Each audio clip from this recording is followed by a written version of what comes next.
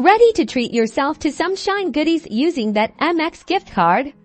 Let's unlock the secrets to making it happen. First things first, fill your Shein shopping bag with all those must-have items you've been eyeing. Tap on the search bar and look for whatever it is you want.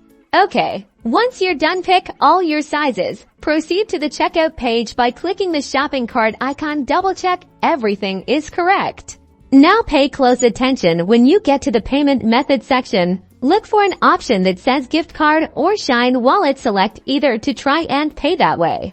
Here's where things can get a little tricky. Shein system sometimes doesn't directly accept Amex gift cards, but don't worry, we have a workaround. If this happens to you, don't panic. Our go-to solution is PayPal. If you don't have one, signing up for a PayPal account is free and easy. Once you have a PayPal account, link your Amex gift card as a payment method within your PayPal wallet.